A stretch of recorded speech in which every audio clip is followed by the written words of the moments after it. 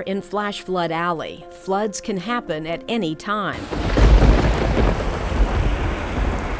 Flash floods are lethal reminders of how quickly a stream can rise with water reaching well above the banks of the creek.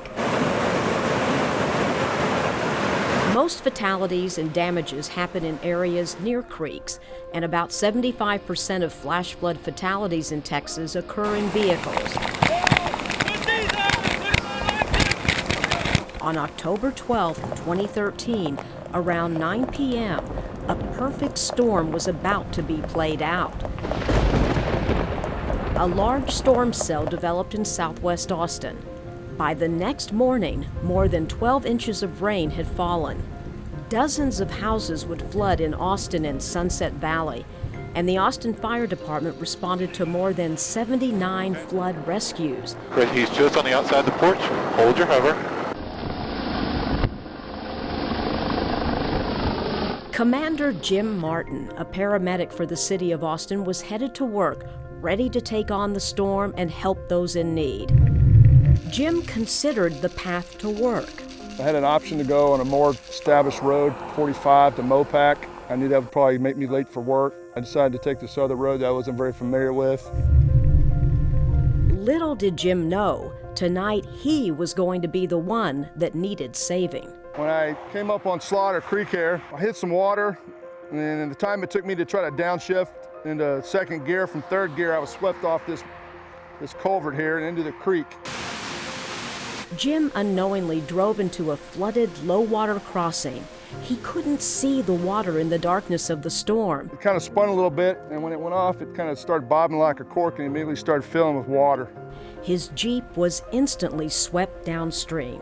I remember thinking, I wonder what it's going to be like to drown. I wonder if it's going to be slow and painful, or is it going to happen quick? Or, at that point I was pretty much decided I was a dead man. Jim quickly grabbed his cell phone as his car was being carried downstream and called 911. Stay on the line. Fire department, what's the address of your emergency? I'm floating down the creek in my Jeep. I can't see anything. Okay. Water's coming in my Jeep. Do you know about where you are? I have no idea. Please help. Okay, and what's your name? My name's Jim Martin. I'm actually a paramedic with the city.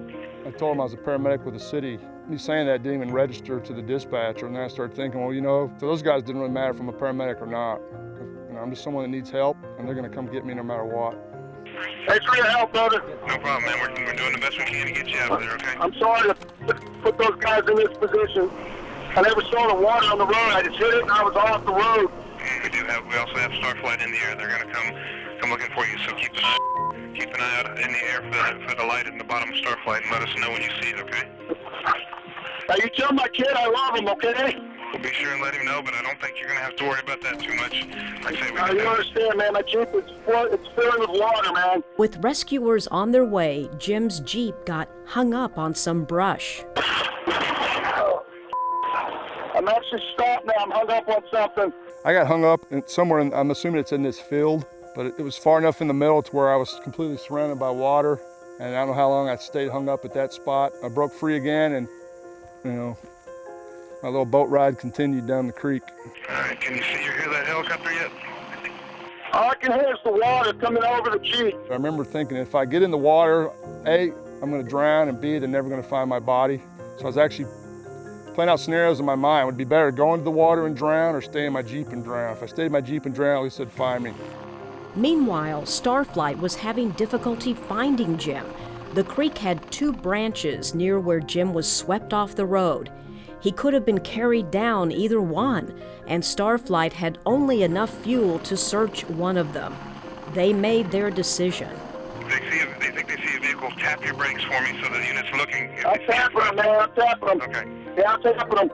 When I was tapping the brake pedal, I was trying to do SOS.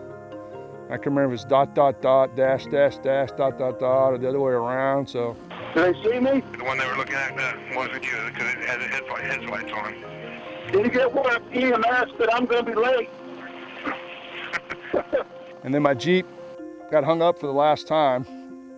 It hit something pretty hard. It went in, the rear end of the Jeep hit whatever it hit super hard and it stopped.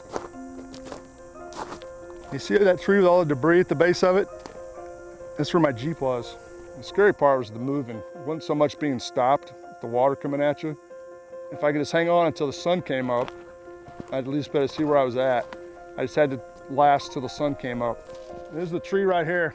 And so I climbed into the tree. I kind of sat down. I realized I was going to live, so I had, that was a pretty good feeling. And I remember looking up and seeing a light in the sky. And then about then, I noticed that the light was going back and forth, and then I heard the rotors of the helicopter. I knew it was a helicopter. Power line, what's that? There he is. Where? Right there in the tree, waving. Okay, yep, got him. Starflight 1 has located the subject in a tree above his Jeep. We're going to start a hoist.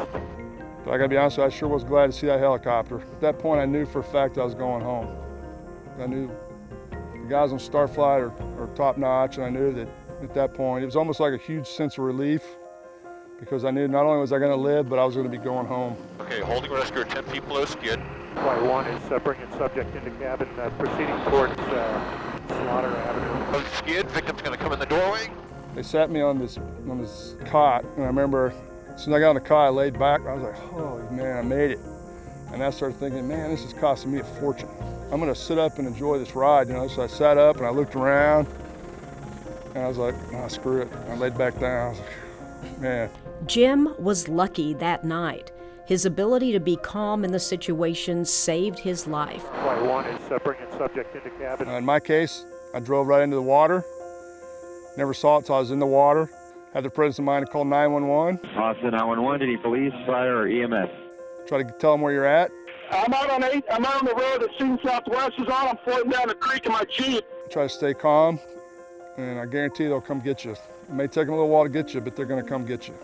So you just gotta stay calm. Driving at night during rainstorms makes it very difficult to see dangers ahead of you. The City of Austin reminds you to keep yourself, your passengers, and emergency responders safe during floods. And remember, save yourself. Turn around, don't drown. For more information, please visit austinfloods.org.